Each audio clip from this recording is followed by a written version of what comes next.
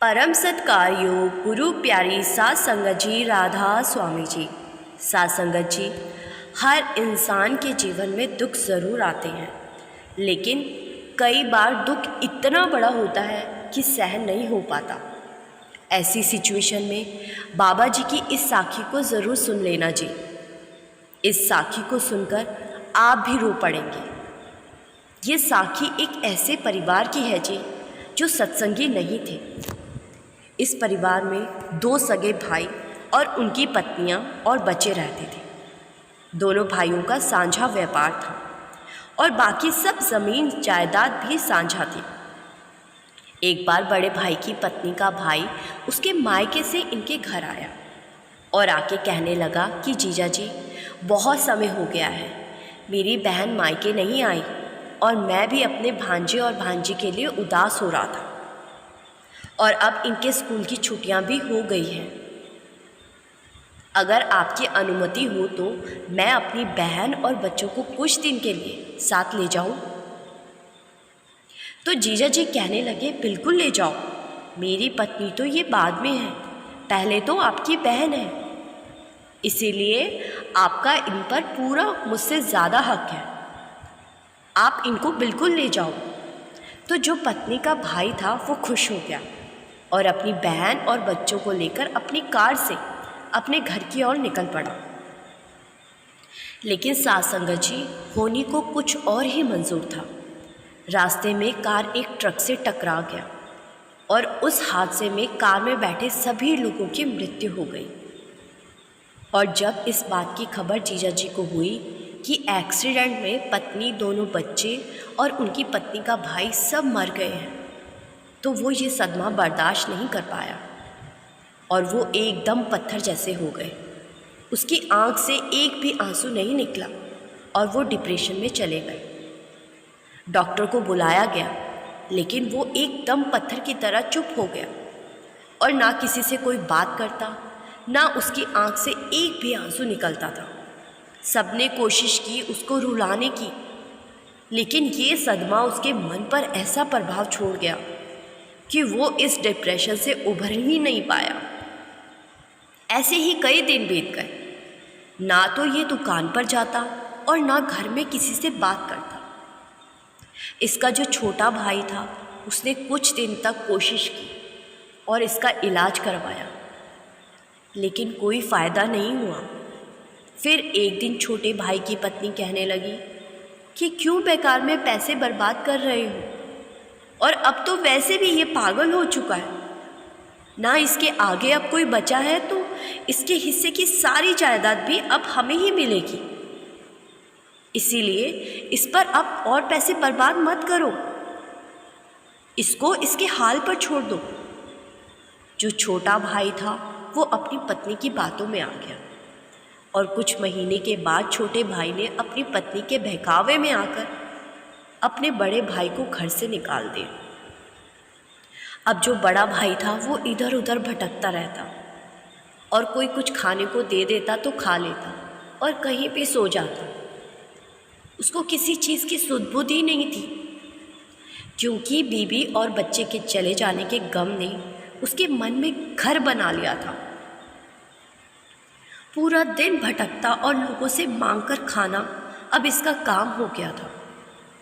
ऐसे ही भटकते भटकते ये भाई एक दिन एक सत्संगी परिवार के घर पहुंच गया और घर के दरवाजे पर बैठ गया। तो अंदर से जब एक बुजुर्ग सत्संगी ने देखा कि बाहर कोई बैठा है, तो उन्होंने पूछा कि कौन है आप और क्या चाहिए। तो ये भाई कुछ नहीं बोला और हाथ फैलाकर रोटी मांगने लगा। ये देखकर बुजुर्ग का दिल पसीज गया और उन्होंने उस भाई को अंदर बुला लिया और आंगन में बिठाकर खाना खिलाया। आंगन की दीवार पर बाबा जी की एक फ़ोटो लगी हुई थी। तो खाना खाने के बाद उस भाई ने बाबा जी की तस्वीर को देखकर बुजुर्ग सत्संगी से पूछा कि ये कौन है। तो उन्होंने कहा कि ये हमारे गुरु हैं। उसके बाद ये भाई बाबा जी की फ़ोटो को एक टक निहारने लगा, ऐसे निहारने लगा कि जैसे बाबा जी से उसका कोई पुराना रिश्ता हो, और निहारते निहारते ही ज़ोर ज़ोर से रोने लगा। जो अपनी बीवी बच्चों की मौत के बाद इतने महीने में भी नहीं रोया था, वो आज अचानक ज़ोर ज़ोर से रोने लग पड़ा। ये देखकर बुजुर्ग सत्संगी ने पूछा कि क्या हुआ, आप हमारे गुरु की फ़ोटो को देखकर रो क्यों रहे हो, और तुम कौन हो, कहाँ से आए हो। लेकिन वो भाई सिर्फ रोए जा रहा था और उसको पिछला कुछ भी याद नहीं आ रहा था। फिर वो सत्संगी से कहने लगा कि आप मुझे यहीं रख लो, मैं आपके घर के सारे काम कर दूँगा और आप मुझे पैसे भी मत देना, लेकिन मुझे यहीं रहने दो। आप जो काम बोलोगे मैं वो कर दूँगा। तो सत्संगी को उस पर दया आने लगी और सत्संगी भाई की एक बड़ी दुकान थी और अपने बहुत सारे खेत भी थे। तो सत्संगी भाई ने सोचा कि इसको दुकान पर रख लेता हूँ, नहीं तो ये बेचारा इधर उधर भटकता रहेगा और दुनिया वाले इसके साथ ना जाने क्या क्या करेंगे। फिर सत्संगी ने इस भाई को अपनी दुकान पर रख लिया और घर में ही एक कमरा रहने को दे दिया। और कुछ दिन के बाद फिर से पूछा कि अब आपको कुछ याद आया हो तो मुझे बताओ कि आप कौन हो और कहाँ से आए हो। मैं आपके परिवार को ढूंढने में आपकी मदद करूँगा। साथ संगत जी, जब ऐसे मरीज को थोड़ा सा प्रेम मिलने लगे तो धीरे धीरे उसकी हालत सुधरने लगती है। तो इस भाई को भी पिछला याद आने लगा और उसने बुजुर्ग सत्संगी को पूरी बात बताई कि कैसे पत्नी और बच्चों की मौत हुई और कैसे उसके भाई ने उसको घर से निकाल दिया था। ये सुनकर बुजुर्ग सत्संगी रोने लगे, क्योंकि ऐसा ही कुछ इस सत्संगी के साथ भी हुआ था। तो सत्संगी ने उस भाई को गले से लगा लिया और बताया कि मेरा भी फला फूला परिवार था और मेरा इकलौता जवान बेटा और मेरी पत्नी दोनों एक हादसे में मारे गए थे। अब मेरा भी इस संसार में कोई अपना नहीं है। फिर बुजुर्ग सत्संगी ने कहा कि शायद बाबा जी ने तुझे इसीलिए मेरे दरवाजे पर भेजा था। और ये कहते हुए उस भाई को गले से लगा लिया और कहा कि आज से तू मेरा बेटा है और आज से तू मेरे पूरे व्यापार को संभालेगा। फिर सत्संगी बुजुर्ग ने उस भाई की फिर से शादी करवाई और शादी के बाद भाई और उसको पत्नी को लेकर डेरे आशीर्वाद लेने गया। डेरा देखकर और बाबा जी का सत्संग सुनकर ये भाई बड़ा ही प्रभावित हुआ और फिर हर रविवार को ये भाई अपनी पत्नी और उन बुजुर्ग सत्संगी के साथ सत्संग पर जाने लगा। और कुछ समय के बाद इस भाई ने भी बाबा जी से नामदान ले लिया और ये भाई बाबा जी से इतना प्रभावित था कि हर रोज़ बिना नागा भजन सिमरन करता। और एक दिन इसकी पत्नी ने पूछा कि क्या आप शुरू से ही सत्संगी थे। तो इस भाई ने कहा कि नहीं, जो मेरा पहले वाला घर था वहाँ जब मैं रहता था तो हम कभी कभी देवी देवताओं की पूजा कर लिया करते थे, और जब मैं इस घर में आया तो मेरे अंदर अपने आप ही बदलाव होने लगे और मेरा रुझान अपने आप ही सत्संग की तरफ होने लगा। तो पत्नी की कहने लगी कि ये तो फिर बाबा जी ने ही जरिया बनाया कि आपको ऐसे भटकते भटकते इस दरवाज़े पर भेज दिया, क्योंकि बाबा जी अपनी रूह को अपने साथ जोड़ ही लेते हैं। तो ये भाई कहने लगा कि तुम बिल्कुल सही कह रही हो। अगर मेरा भाई मुझे घर से ना निकालता तो मैं कभी बाबा जी की शरण में नहीं आ सकता था। आज बाबा जी की वजह से मेरा परिवार फिर से बस गया और बहुत ही लंबे समय के बाद आज मैं फिर से खुश हुआ हूँ। नहीं तो हंसी क्या होती है मैं भूल ही गया था।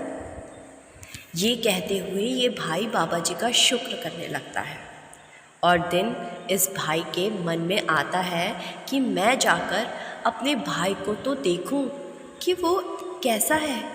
भले ही उसने मुझे घर से निकाल दिया था, लेकिन फिर भी है तो मेरा भाई ना। तो एक दिन ये भाई अपने पहले वाले घर जाता है और वहाँ जाकर देखता है कि वहाँ तो सब कुछ बदल चुका है। छोटे भाई की पत्नी को कैंसर हो गया था और छोटा भाई सब कुछ जुए में हार चुका था। तो जैसे ही छोटे भाई बड़े भाई को देखता है तो वो हैरान रह जाता है, क्योंकि आज बड़ा भाई सूट और बड़ी गाड़ी में घर पहुंचा था।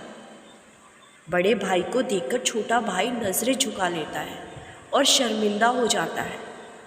फिर बड़ा भाई कहता है कि भाई, मैं तो तेरा शुक्र करने आया था। अगर तू उस दिन मुझे घर से ना निकालता तो आज मेरे पास जो कीमती दौलत है वो मुझे कभी ना मिलती और मैं सारी उम्र भटकता ही रहता। तो छोटा भाई कहने लगा कि भाई, तेरी गाड़ी और सूट से तो मैं समझ गया हूँ कि तेरे पास आज बहुत दौलत है।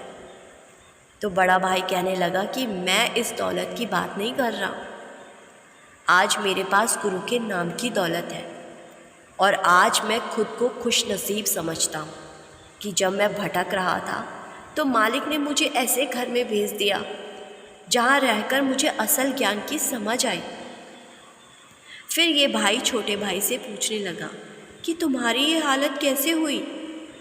तो छोटा भाई कहने लगा कि ये तो होना ही था। जिस भाई ने अपने ही भाई को धोखा दिया हो उसको सज़ा तो मिलनी ही थी। लालच में आकर मैंने जुआ खेलना शुरू कर दिया था और धीरे धीरे सब कुछ बर्बाद होता गया। तो बड़े भाई ने समझाया कि अब जो हो गया उसको भुला दे और तू भी सत्संग पर जाना शुरू कर दे। तेरे बुरे दिन बहुत जल्दी ख़त्म हो जाएंगे। ये कहकर बड़ा भाई वापस लौट आता है। साथ संगत जी, आपने भी देखा होगा कि बहुत से लोगों का जन्म तो सत्संगी परिवार में हुआ है, लेकिन फिर भी वो एक सत्संगी नहीं बन पाते, क्योंकि उनकी किस्मत में सतगुरु की शरण नहीं होती। और बहुत से लोग ऐसे होते हैं जिनका जन्म गैर सत्संगी परिवार में होता है, लेकिन फिर भी बाबा जी उस परिवार में से अपनी उस रूह को ढूंढकर अपनी ओर लगा ही लेते हैं। ये सब कुछ पहले से तय होता है कि किसकी किस्मत में एक पूर्ण गुरु की शरण लिखी है और किसकी किस्मत में सिर्फ भटकना लिखा है। साथ संगत जी, आज की साखी आपको अच्छी लगी तो कमेंट में राधा स्वामी ज़रूर लिखिए जी, और संगत के अपने इस चैनल को सब्सक्राइब कर इस चैनल का हिस्सा ज़रूर बनिए जी। गुरु प्यारी साथ संगत जी, राधा स्वामी जी।